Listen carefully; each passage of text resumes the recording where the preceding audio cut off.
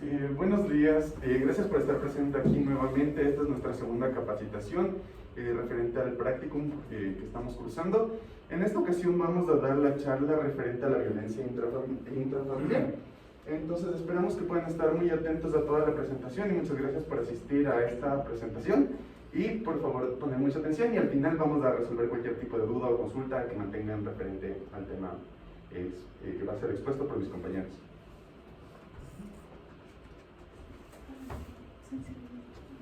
Gracias. Bueno, muchas gracias a todos por estar aquí presentes hoy. Antes de entrar en el tema de violencia intrafamiliar, yo quería hacerles una pequeña definición de qué es violencia. Y la violencia, según la Organización Mundial de la Salud, es el uso intencional de la fuerza o de algún poder especial en contra de una persona, de un grupo o de una comunidad. Y esto le ocasiona a esta persona, pues puede ser lesiones, daños psicológicos o incluso la muerte. Esa es la definición que vamos a darle al término violencia. Y existen varias formas de ejercer la violencia, esto también es súper importante. Sabemos de la violencia física, creo que todos estamos muy familiarizados con ese término, que es el uso de la fuerza física o de armas, por ejemplo, golpes, empujones, entre otros. Pero también existe la violencia psicológica o emocional, que es cuando una persona utiliza palabras, acciones o gestos para desestabilizar emocionalmente o psicológicamente a otra persona.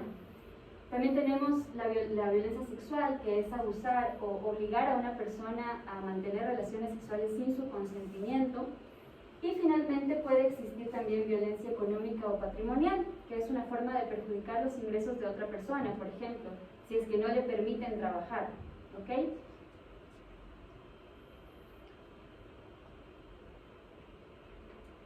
Ahora una parte muy importante, la violencia intrafamiliar es considerada como una violación de derechos, principalmente de derechos como la libertad o la integridad personal. Entonces es una violación de nuestros derechos fundamentales y dentro de nuestra Constitución, en el artículo 66 nos dice que se reconoce y se garantizará a todas las personas una vida que sea libre de violencia, ya sea en el ámbito público o privado, y que el Estado se compromete a adoptar todas las medidas necesarias para la prevención, la eliminación y las sanciones de toda forma de violencia.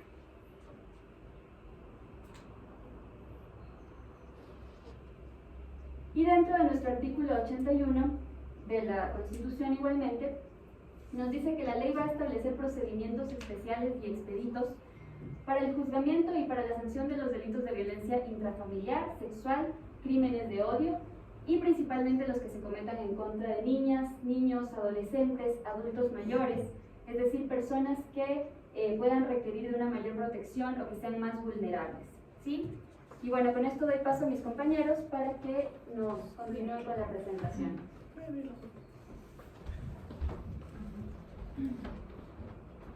Ya, dentro del Código Orgánico Integral Penal nos indica que se tipifica el delito de violencia contra la mujer y miembros del núcleo considerando como un antecedente al femicidio.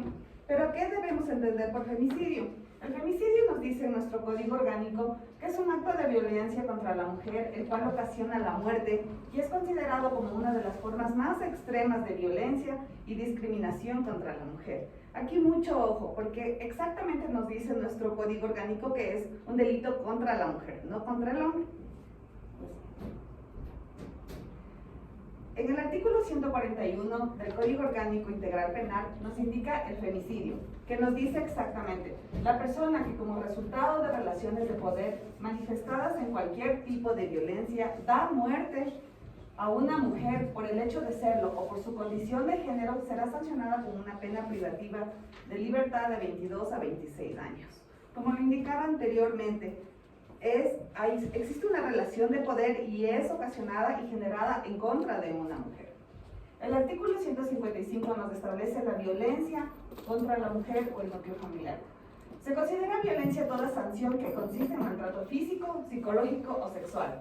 Como nos indicó nuestra compañera anteriormente, físico cuando existe alguna agresión física en contra de la persona. Psicológico cuando existen hechos consecutivos que afectan nuestra psicología. Y sexual cuando se ve afectada nuestro tema de género sexual. Es ejecutado por un miembro de la familia contra la mujer o miembros del núcleo.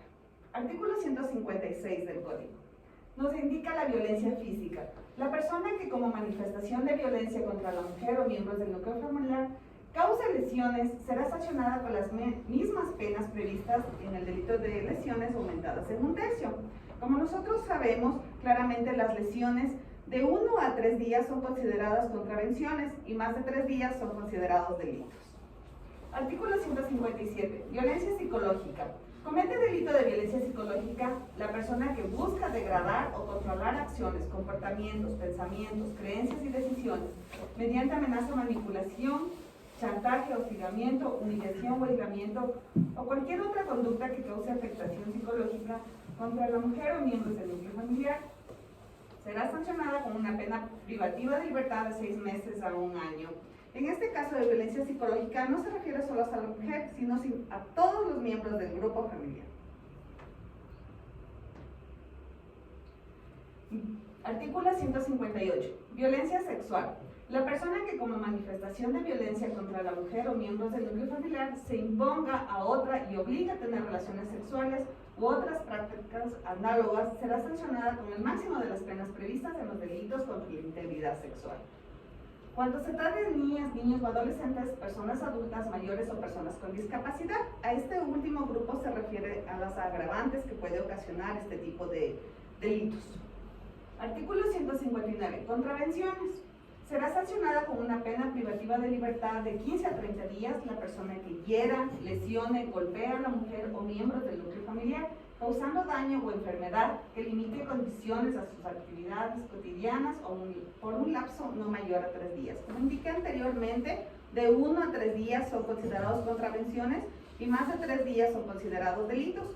Como ya tenemos conocimiento, después de realizar su examen médico legal, un perito lo podrá determinar la incapacidad y mediante esto podremos presentar una denuncia ante las autoridades competentes. ¿Dónde presentar y cómo hacerlo? Nos va a indicar nuestro siguiente compañero. Gracias. Buenos días, estimados compañeros, público presente. Después de haber visto, ¿no?, estos artículos donde se conceptualizan los tipos de violencia y ciertos términos que determinan la violencia intrafamiliar, vamos a ver lo que es el delito no flagrante. Pero primero revisemos nuevamente, recapitulemos lo que es la flagrancia. La flagrancia se encuentra estipulada en el Código Orgánico Integral Penal, en el artículo 527. Este lo determina de la siguiente forma: es la infracción que es cometida frente a una o más personas. Una vez cometida debe existir una persecución ininterrumpida y esta no debe pasar de las 24 horas. Cuando hablamos de infracción, como dijo la compañera, ¿no?, la infracción se divide en dos, ¿no?, delito y contravención. Ya vimos cómo se diferencia una contravención y un delito. Entonces, en la flagrancia, ¿no?, ¿quién determina si esta infracción es flagrante? La persona que está encargada de determinar la flagrancia es el juez, mediante una audiencia de calificación de flagrancia, que también se encuentra estipulado en el artículo 529 del Código Orgánico Integral Penal, en la cual se instala una audiencia que, como nosotros sabemos, ¿no?, es pública, oral y contradictoria, en la que se presentan alegatos y se determinará si en realidad existió o no existió una flagrancia. Ahora, entendido esto, ¿qué es un delito no flagrante? Es aquella en la que no se ha procedido a la aprehensión de la persona dentro de las 24 horas. Ahora, en violencia intrafamiliar, ¿qué es lo que pasa cuando no se ha logrado la aprehensión de esta persona? Se puede realizar denuncias, ¿no?, mediante páginas oficiales de la Fiscalía, que tenemos el link en la presentación. Existe otra página en atención integral para las mujeres víctimas de violencia, Casa de la Mujer, tenemos otro link. Mediante el 911, la línea 1-800 a tu lado, donde un técnico brindará la contención y posterior proporcionar la información necesaria para acceder a este servicio. Como un dato, ¿no?, que quería compartir, desde el año 2014 al año 2019 existieron cifras alarmantes de lo que fueron los femicidios. De esta forma, ¿no?, el Estado, en su preocupación, ha creado medidas administrativas de protección integral a las víctimas. Este se les llama las MAPIs, que proporcionan, como se dijo, ¿no?, medidas que evitan esa dilación, ¿no?, en el proceso. Entonces, si una persona es víctima de violencia intrafamiliar, puede acercarse a las juntas cantonales de protección de derechos, tenencias políticas, comisarías, unidades judiciales y fiscalía, para obtener estas medidas que son entregadas inmediatamente. Anteriormente lo que se hacía, ¿no?, existía una denuncia ante la fiscalía, se seguía un proceso y finalmente en algunos de los casos existía, por la tardanza, ¿no?, burocrática, existía la muerte de la víctima, los femicidios. Del 2014 al 2019 existieron 350 muertes hacia el núcleo familiar y a la mujer, por lo que se extienden estas MAPIs, ¿no?, estas medidas administrativas de protección integral.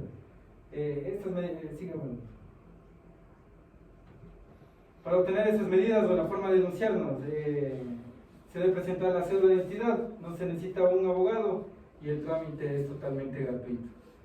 Hasta aquí lo que corresponde a la violencia intrafamiliar. Si tenemos algún tipo de pregunta, desde el momento, por favor. Yo tengo una consulta. ¿Cuánto tiempo dura todo el trámite referente a la denuncia? O sea, no me refiero al trámite en sí de hacer, sino el proceso como tal hasta obtener una respuesta. Ya, en lo que es MAPIS, únicamente solo se presenta donde el comisario, la Junta de Protección de Derechos, la tenencia política, en ese mismo instante se le da. Ahora, ¿qué es lo que pasa? Que el teniente político, el comisario que reciba el conocimiento de esa denuncia, tiene ayudado con agentes policiales, notifican al agresor y ya le indican las medidas, ¿no? Que estas puede ser de alejamiento, puede ser que no puede tomar contacto con la víctima. Al violarse, ¿no?, estas medidas, se procede inmediatamente a la detención de la persona. Es como una boleta de auxilio, como una boleta de auxilio, ¿no?, que evita que el agresor se acerque nuevamente a la víctima. Yo te puedo aportar. Dentro del Código Orgánico Integral Penal nos establece que los delitos que la pena privativa de libertad es de 1 a 3 años, la duración de la investigación previa dura 1 año y más de 3 años la investigación dura 2 años. De tal manera que los delitos de violencia psicológica duran 1 año y delitos de abuso de carácter sexual y violaciones duran de 2 años de investigación. Esto no quiere decir que se archive la causa, sino que continúa hasta que se haya encontrado al culpable. Últimamente la reforma dice que estos delitos no caducan. Otra pregunta, en el caso de violencia, digamos, intrafamiliar, ¿se puede llegar tal vez a un centro de mediación o conciliación o no existe esa posibilidad? En violencia intrafamiliar no existe mediación. Existe mediación por los casos donde el femicidio. Por el tema del delito no existe. Yo tengo otra consulta. Ustedes como estudiantes de Derecho, ¿qué piensan acerca del caso que fue muy sonado hace unos meses, que fue situado en Ibarra, referente a lo que había pasado con el asesinato de una hija me parece que era de un policía en Ibarra? No sé qué piensan al respecto, si es igual es considerado como violencia intrafamiliar.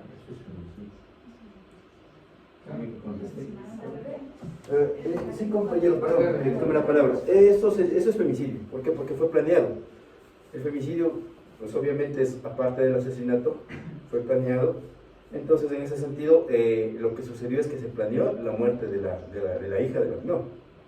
Y aparte de eso, no solo él fue el autor directo, porque hubieron cómplices. Y el autor material, supuestamente dicen que fue la esposa de este señor. Y sí fue femicidio. Produjo el femicidio. ¿Alguien quiere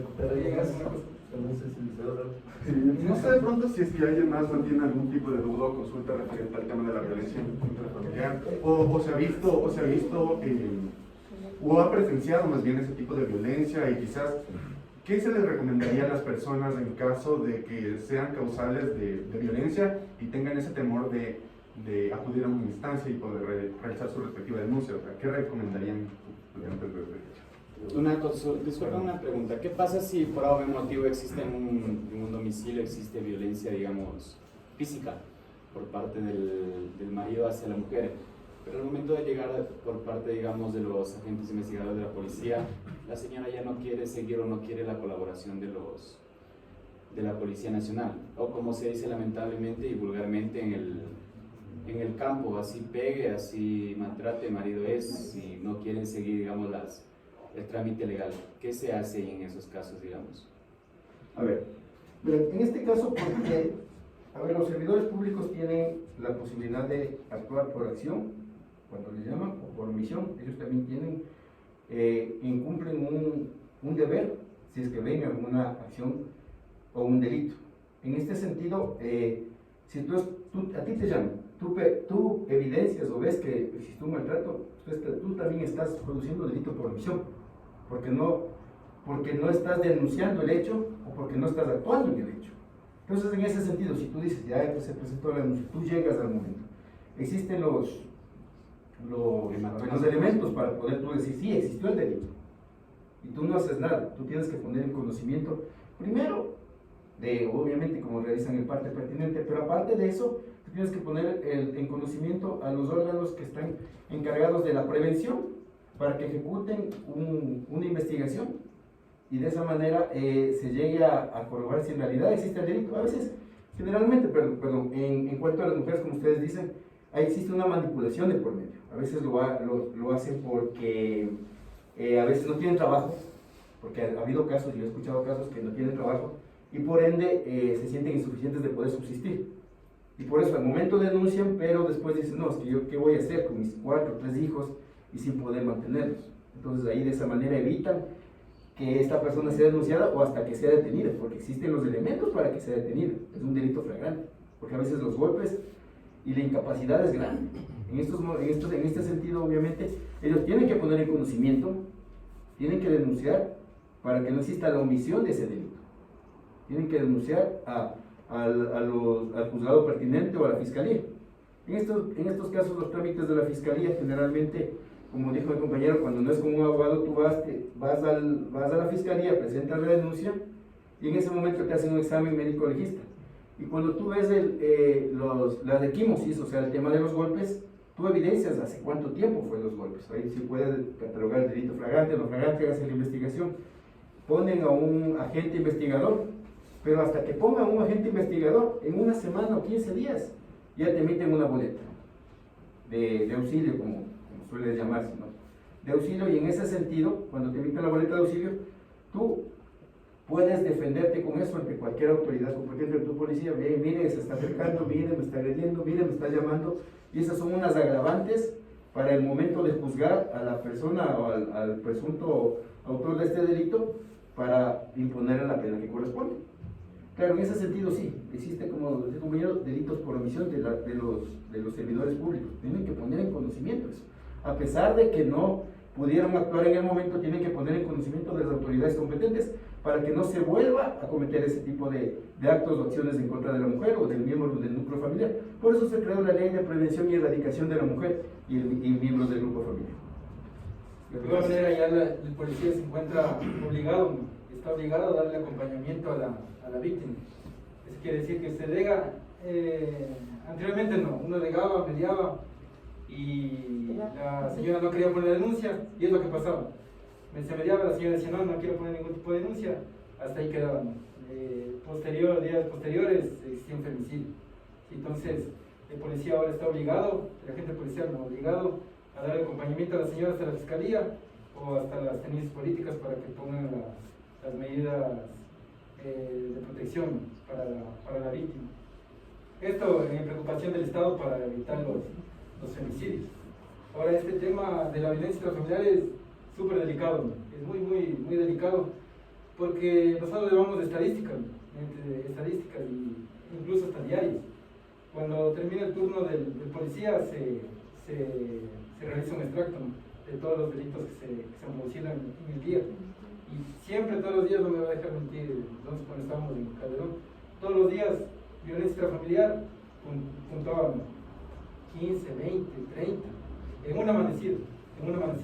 Ahora, si sumamos eso todo el día, violencia intrafamiliar, sumamos más de 40 casos en el que policía asistía a casos de violencia intrafamiliar. Entonces eso nos da y en un distrito, aquí en Quito existe 8 distritos, entonces sumamos de todo Quito, va a salir más de 1000 solo Quito. Ahora, pongamos a nivel país, debe existir miles de denuncias por violencia intrafamiliar o casos en la que la policía asistió a un domicilio a asistir a una violencia intrafamiliar. Entonces estos casos son muy complejos y el público aquí presente nos servirá ahora de multiplicador, ¿no?, de ese conocimiento. Que existen medidas de protección inmediata, intervenciones políticas, las juntas y las comisarías, donde la mujer, ¿no?, y los integrantes del núcleo familiar pueden ir a protegerse inmediatamente. Perdón, para acatar a la pregunta, es bueno tener en claro el fin de todo esto del conocimiento, de conocer lo que la ley nos permite, lo que la ley nos ampara, es prevenir la violencia. Y todos deberíamos trabajar para tratar de erradicar eso, los actos que están siendo alarmantes en la sociedad. El funcionario público, en este caso la Policía Nacional, es su obligación y su deber constitucional que tiene que tomar el procedimiento adecuado, pero también nosotros como ciudadanos debemos ser partícipes de esto. Existen diferentes medios para presentar la denuncia que se lo puede hacer de manera anónima. Si uno ve que existe un tipo de violencia en donde el vecino, donde está pasando en el barrio o en alguna parte, pues uno lo puede llamar y no le van a ser necesario pedir los datos para que sean tal vez como represalias o otro tipo de acción que pueda tomar este presunto infractor de la ley. Y las autoridades tienen todo el aparataje para llevar a determinar si hubo o no hubo tal infracción y posterior proceder a las sanciones tal y como demanda la ley. Eso deberíamos tener presente. Eso iba a decir yo. O sea, si yo fuera testiga o supiera de alguna persona que tiene el esposo, no solamente le maltrata a ella, sino también le maltrata a sus hijos. O sea, yo como persona particular que he visto y soy testiga de eso, puedo denunciarle a esta persona. Todos estamos obligados ya, de una u otra manera a presentar la denuncia. Ahí está el punto. O sea, yo le denuncio, pero investigan esto y la persona que ha sido maltratada, o sea, le defiende a este tipo. Y si yo tengo, ¿cómo se llama? Póngase pruebas, he visto, he tomado fotos y yo tengo pruebas, ¿qué pasa ahí? Queda ahí, o sea, porque la afectada no quiere aceptar, no le denuncia, ¿qué pasa ahí? Hay dos cosas. Hay que tener presente de que hay delitos de acción pública y hay delitos de acción privada. En este caso de delitos de contravención es un delito de acción privada que la persona tiene que impulsar el proceso. Pero ya cuando existen acciones que sobrepasan los 3 días de incapacidad, entonces la Fiscalía de oficio tiene la obligación de proceder con la investigación, porque uno nunca sabe de qué manera esta persona puede estar negando a continuar con esa denuncia que ha sido presentado, ya sea de manera reservada o con alguna persona que provee todos esos medios de prueba que hubo ese acto antijurídico. Entonces la Fiscalía va a determinar, porque la víctima puede ser que quiera retirar la denuncia porque puede ser amenazada, puede estar intimidada. Entonces uno, o la Fiscalía en este caso, desconoce el hecho. Entonces esa persona puede negar, pero tiene que existir una investigación previa para determinar exactamente qué es lo que está pasando. Porque como usted dice, y esa es la realidad, existen muchas víctimas que tal vez al momento están decididas, pero pasan el tiempo y luego se retractan. Pero ya empezó y tiene que haber una final, una final, a ver, Una investigación. exacto, correcto, a ver exactamente qué está ¿Qué está pasando. pasando? Bueno, gracias. Para acotar un poquito este tema, como decía el compañero, todas las personas estamos en la obligación de poner en conocimiento ante la autoridad competente si es que existe cualquier tipo de delitos. Ya indicó el compañero anteriormente que personas tienen el deber de presentar una denuncia. Cuando una denuncia por violencia intrafamiliar ingresa a las unidades competentes, se inicia un proceso de investigación. En la mayoría de casos, las personas o las víctimas de este tipo de violencia se encuentran dentro de un círculo, podría decirse vicioso, en las que tienen el temor de continuar con este proceso de investigación y, en un mal decir, saldrían a favor de la persona sospechosa, pero parte del proceso de investigación son las pericias que les practican a las víctimas, en este caso valoraciones psicológicas, pericias de entorno social, incluso a sospechosos les practican pericias de rasgos de personalidad, y no solo a ellos, sino al núcleo familiar. La mayoría de estos casos no son productivos porque las víctimas ya no quieren continuar con el proceso de investigación, o una de las partes es que ellos, el objetivo de ellos es solo obtener la boleta de auxilio. Entonces, la boleta de auxilio ellos los obtienen y ya dejan de colaborar con todo el proceso de investigación. Normalmente cuando esto pasa, prácticamente no hay proceso de investigación y el fiscal, que es la persona, la autoridad que tiene el proceso de investigación, no continúa. El siguiente paso, después de que ya no se tiene todos estos elementos, es la desestimación, lamentablemente. Pero ojo, las boletas de auxilio no tienen caducidad, lo que significa que tal vez el proceso de investigación se archive, pero la boleta de auxilio la pueden hacer efectiva para cualquier momento. Yo tengo una pregunta, si es que alguien, por ejemplo, un vecino pone una denuncia y las personas de este núcleo familiar se rehúsan a someterse a pruebas o a todo lo que la autoridad competente les solicite o les quiera realizar, ¿cómo procede ahí la autoridad? Normalmente se pide todas las pericias, pero si ya no quieren continuar, vienen los informes de descargo y con esos informes de descargo se archiva la causa, lamentablemente. Muchas veces se mandan 2, 3 diligencias, se pide colaboración a la policía, pero en la Constitución y en el Código Orgánico dice que nosotros no podemos obligar también a las personas. Tienen ellos la facultad de retractarse de la denuncia, no podemos obligarlos. Sí, bueno, muchas gracias por haber estado presentes el día de hoy y sabemos que la violencia intrafamiliar es un tema muy delicado y es también una realidad latente, entonces y nadie se encuentra exento de este medio o de las formas de esta acción. Entonces, de igual manera, les agradecemos mucho por haber estado presentes y obviamente nosotros como estudiantes de Derecho de la UTPL estamos en nuestra obligación de hacer saber y dar este conocimiento que nosotros estamos adquiriendo hacia ustedes que son los invitados en este caso. Y les agradecemos mucho por su tiempo y eso sería todo por esta ocasión. Y antes de cerrar, nos gustaría también que las personas que pudieron asistir a esta capacitación nos dieran algunos compromisos o algunos aprendizajes que se les quedaron grabados, o cómo ustedes piensan que podrían de hoy en adelante ayudar a la comunidad a que entienda un poco más sobre este tema tan importante. No sé si es que alguien en el público quisiera participar. A mí se me quedó un vacío dentro de todo esto, el tema de la violencia intrafamiliar, porque si bien es cierto por las estadísticas que usted comentaba, la ley está hecha para de alguna manera proteger a la mujer. Pero ¿qué pasa, por ejemplo, con este grupo vulnerable de la comunidad LGBT, me parece que es?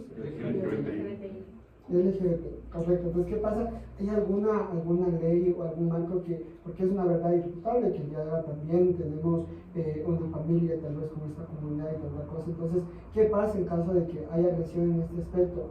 Porque yo leía en la ley, en lo que exponieron, que esta ley solo se aplica para la mujer, únicamente para la mujer. ¿Hay algún tipo de...?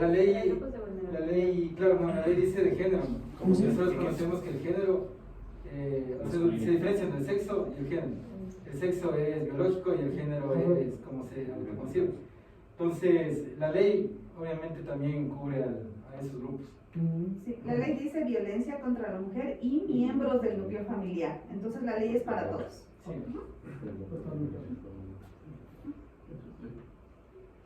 Sí.